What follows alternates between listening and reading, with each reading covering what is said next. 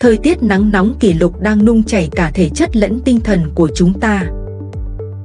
Nhưng liệu bạn có biết, ẩn sau những cơn say nắng, kiệt sức là một nguy cơ chết người đang rình rập, một quả bom hẹn giờ mang tên đột quỵ.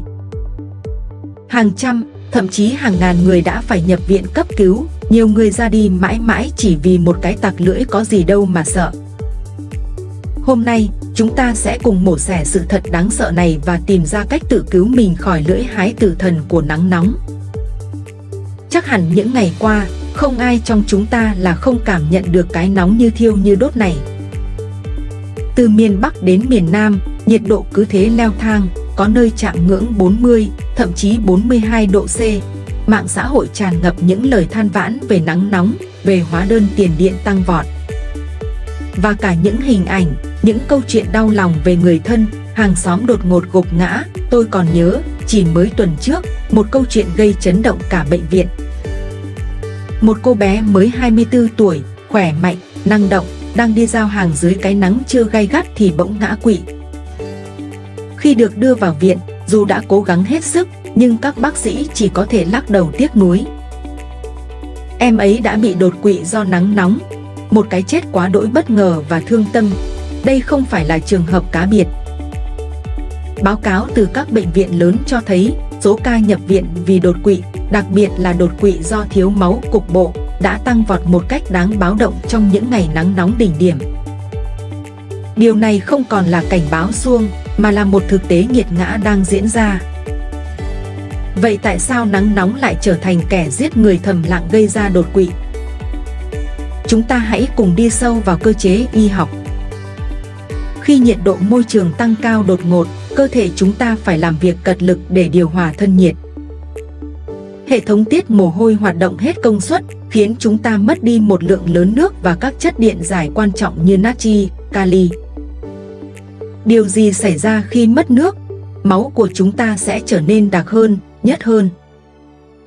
Tưởng tượng một dòng sông bị cạn nước, bùn đất dưới đáy sẽ nổi lên và khiến dòng chảy trở nên khó khăn.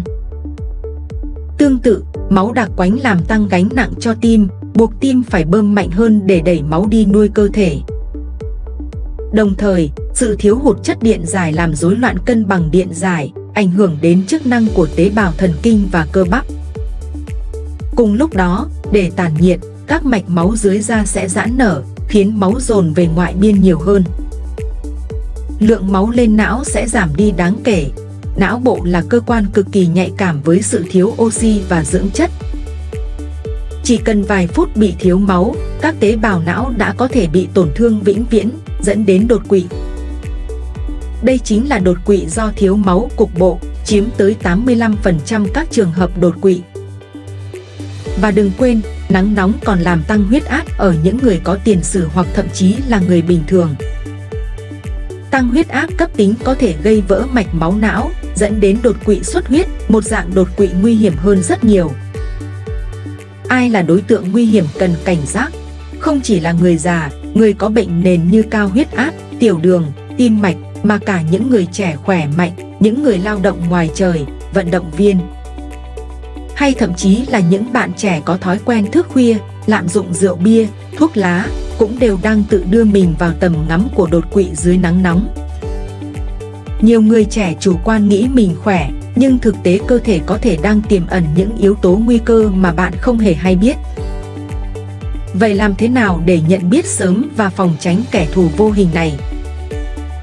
Đầu tiên, hãy cảnh giác với các dấu hiệu ban đầu của sốc nhiệt hoặc say nắng, tiền thân của đột quỵ, đau đầu dữ dội, chóng mặt, buồn nôn, vã mồ hôi lạnh hoặc ngược lại da khô nóng, mạch nhanh, khó thở, thậm chí là co giật, lú lẫn. Đừng bao giờ coi thường những dấu hiệu này. Khi nào cần đi khám? Nếu bạn hoặc người thân có bất kỳ dấu hiệu nào của đột quỵ như méo miệng, yếu liệt nửa người, khó nói, mắt mờ đột ngột hoặc đau đầu dữ dội chưa từng thấy kèm theo các triệu chứng trên, hãy gọi cấp cứu ngay lập tức. Thời gian là vàng. Mỗi phút trôi qua, hàng triệu tế bào não có thể chết đi. Cách phòng tránh và xử trí đúng.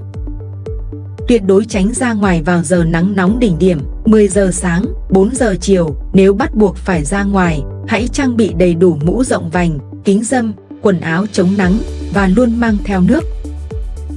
Uống đủ nước, đúng cách, uống nước lọc, nước ép trái cây, dung dịch Orisol.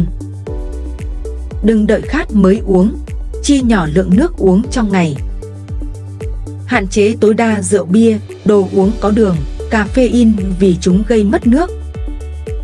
Ăn uống lành mạnh, bổ sung trái cây, rau xanh giàu vitamin và khoáng chất. Mặc quần áo rộng rãi, thoáng mát, thấm hút mồ hôi, ưu tiên chất liệu cotton. Tạo môi trường mát mẻ, sử dụng điều hòa, quạt, tắm nước mát. Không bao giờ để trẻ em, người già hay vật nuôi một mình trong xe ô tô đóng kín dưới trời nắng nóng. Nhiệt độ trong xe có thể tăng lên mức nguy hiểm chết người chỉ trong vài phút. Đặc biệt lưu ý những người có bệnh nền, hãy tuân thủ đúng phác đồ điều trị của bác sĩ, tái khám định kỳ và đặc biệt cẩn trọng trong những ngày nắng nóng cực độ. Điều người dân dễ bỏ qua nhất là sự chủ quan. Nhiều người cho rằng mình còn trẻ, còn khỏe nên không sao. Hoặc chỉ đơn giản là khát quá thì uống nước, nóng quá thì vào nhà. Đây chính là sai lầm chết người. Đột quỵ do nắng nóng có thể đến bất ngờ và không chừa một ai. Nắng nóng không chỉ là thử thách về sự chịu đựng, mà còn là lời cảnh báo nghiêm khắc về sức khỏe của chính chúng ta. Hãy nhớ rằng, sức khỏe là tài sản quý giá nhất, đừng vì sự chủ quan mà phải trả giá quá đắt. Mỗi hành động nhỏ hôm nay có thể cứu sống chính bạn và những người thân yêu ngày mai. Nếu bạn thấy video này hữu ích, hãy chia sẻ nó ngay lập tức đến gia đình, bạn bè và những người bạn quan tâm. Một lượt chia sẻ của bạn có thể là phao cứu sinh cho ai đó đang đứng trước nguy cơ mà họ không hề hay biết. Và đừng quên, hãy đăng ký kênh Chen Sức Khỏe ngay hôm nay để không bỏ lỡ những thông tin y tế chính thống, được cập nhật nhanh nhất từ những chuyên gia hàng đầu. Đừng để mình bị hoang mang bởi tin giả. Chúng ta sẽ gặp lại nhau trong những video tiếp theo để cùng nhau giải mã những bí ẩn của sức khỏe và sống một cuộc đời trọn vẹn nhất.